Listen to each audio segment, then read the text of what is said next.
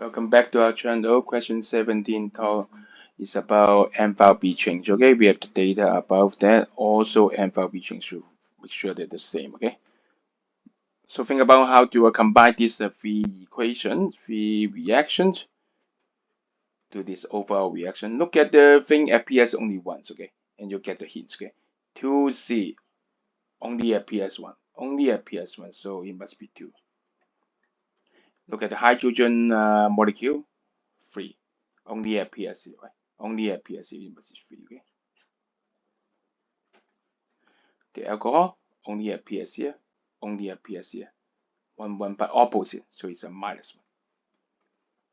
And then check the other thing. Yes, everything match. Okay, so the answer will be multiplied by 2, multiplied by 3, and then multiplied by -1, and add all the 3 together. So look at the answer. Which one is correct?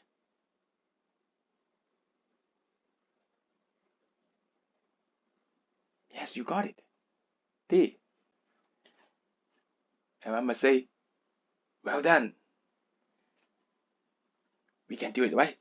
Be confident, okay? See you for the next question.